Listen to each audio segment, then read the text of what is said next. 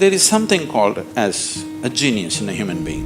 There is a competence here which is capable of what nature did over 1,000,000 years, like that, over the afternoon. If the necessary striving is there, you can make it into your conscious process. If you set up the necessary situation, success is an assured thing for that person.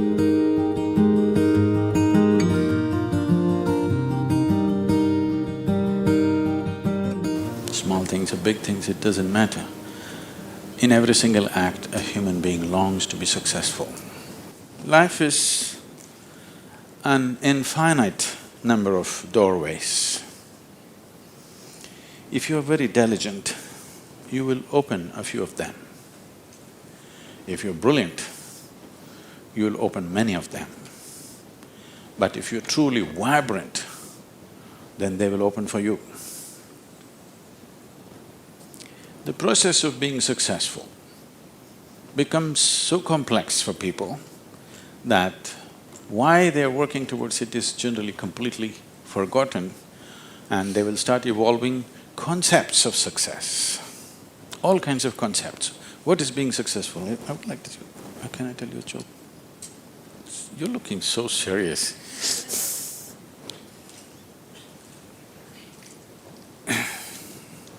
There was a man in India whose name is Shankaran Pillai. Okay, it's like John Smith.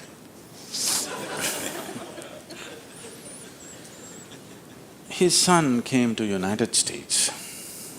Obviously, an Indian young man means he's a software engineer. He went to Texas, Houston and started working there. Then he fell in love with a white American woman. He struggled because back home, this love affair is a crime. He struggled and struggled, then one day told his mother, then the mother informed the father, and the father exploded. He went back home to convince him, didn't work, because in India, if you have to get married, they're tracing your family tree for 5,000 years. They're looking at the genetic purity of the person that you're marrying. So somebody from somewhere else, a white woman from America, how can you marry her? What do we know about her genetics? Where does she come from? What is her lineage? Da, da, da. So no way to convince, he came back. And of course, when he came back again, he fell in love and they went ahead. Then the father disowned. Shankaran Pillai just disowned his son, I have nothing to do with you. But years went by and they had a boy. And the boy's picture from the day he was born, it was on the Facebook, and the wife sticks it in his face, and the little baby, and it's growing up every day and all the things. Slowly, you have disowned the son, but the grandson is a different matter. Slowly, within a matter of 1-2 years, he completely fell in love with this little baby that he has not seen. Things happened and people started coming from America, those who were traveling. Oh, you must see your grandson. You not seen him? Oh, you must see him, this is the fruit of your life. Slowly it caught him. Then he decided he's not going to see his son's face. He'll come to America and only see the grandson's face. And of course he's not going to look at that white woman. Then he came to America and a 7-year-old boy, full of energy, they're living on a small ranch, he's all over the place doing all kinds of things. He completely got washed away by this little fellow. Then this little boy one day said, "Grandpa, come, I'll show you my archery skills." He took him to the barn inside and he went into the barn and there he saw 8 targets, all of them with the arrow in the bullseye. Shankaran Pillai looked at it and then he thought, oh, this is my grandson. He thought of all the great legendary archers of India, Arjuna and Ekalavya and he saw the future, all the Olympic gold medals falling from the sky. Then he asked for "From what distance did you shoot?" The boy said, "From 20 yards. "What? From 20 yards, 8 targets, you shot them dead on, bullseye? How do you do this?"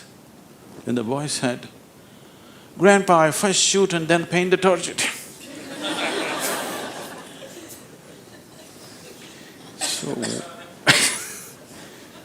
these concepts about being successful can be very crippling.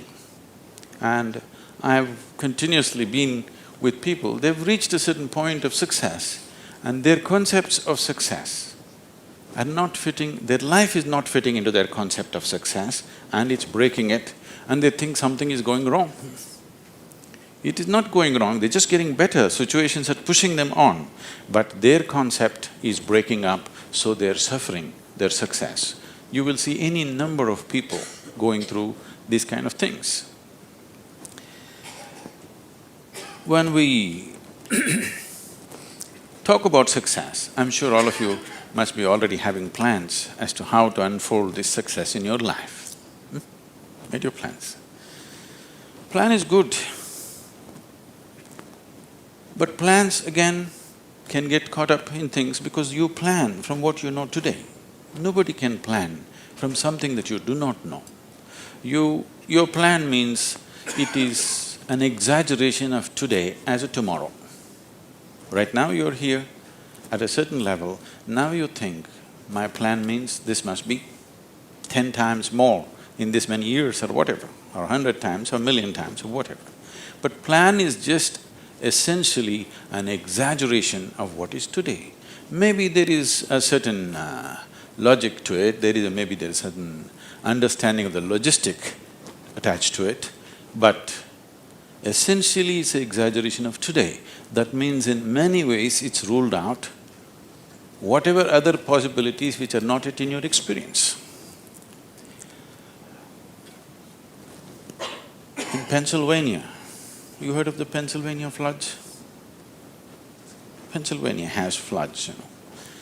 It once happened, a big flood came and water started rising in a small town and it rose up to the house is getting submerged. So 2 young boys got onto the roof of their house and they were sitting there. And then they saw a hat going up and down in front of the house. One of the boys asked, "What is that? Why is that hat going up and down?"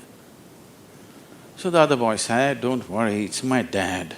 Yesterday night he got into a fight with my mom and took a vow, hell or high water, I'm going to mow that lawn."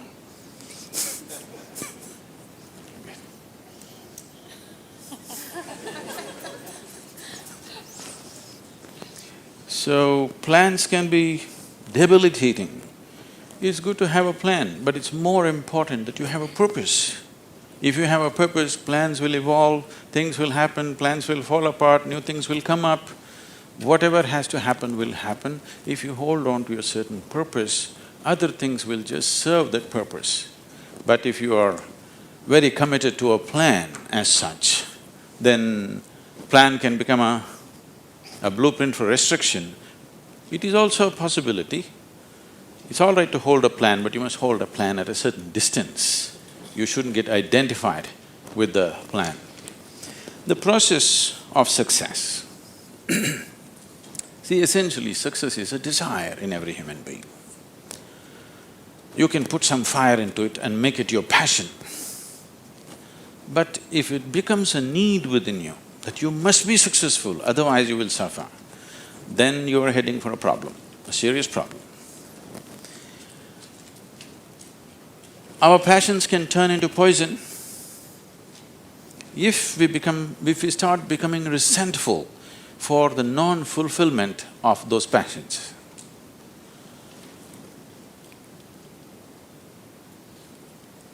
When I say turning into poison, today there's substantial medical and scientific evidence to show that if you become resentful, when you resent something, when you're angry with something, when you're frustrated with something, we can medically today check, we can do a little bit of blood work and show you're actually putting poison into your system. These are poisons that you drink and you hope somebody else will die.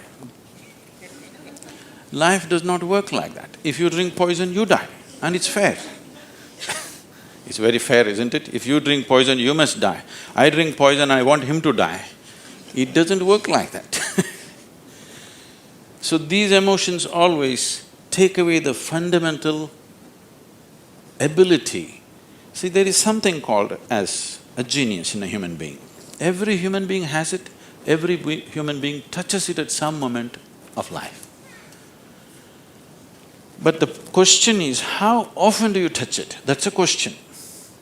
You sparked once in your lifetime, that's not good enough. You must be sparking all the time, isn't it?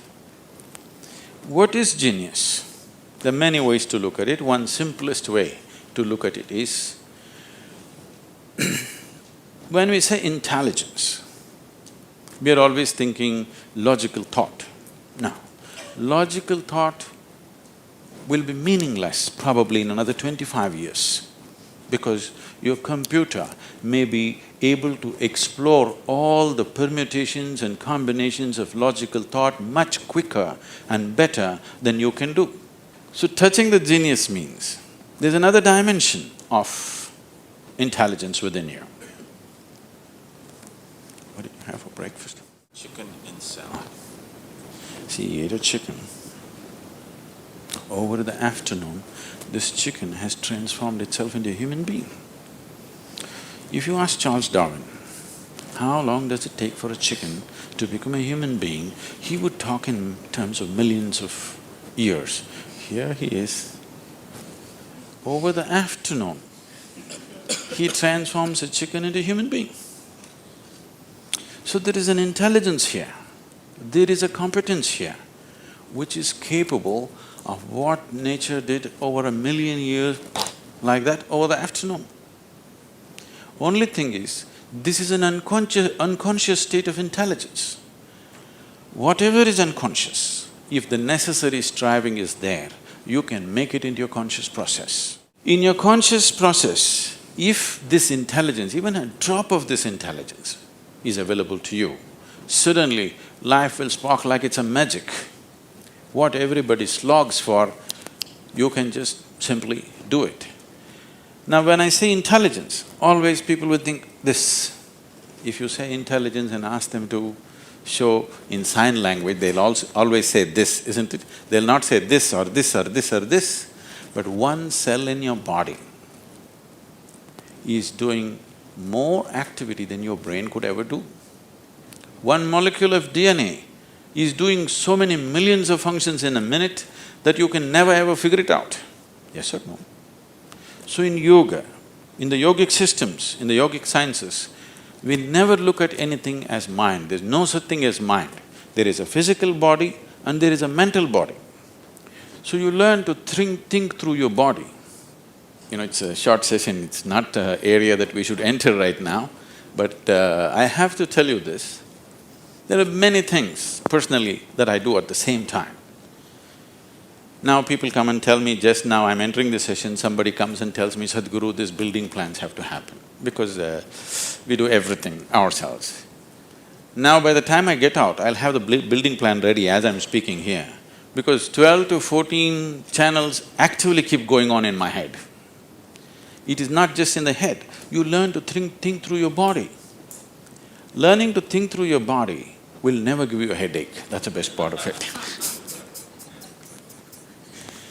Now, all these responsibilities and 1,000 things happening at the same time, won't you get stressed? There is no such thing, because you use a deeper dimension of yourself and everybody is capable of this and everybody has it.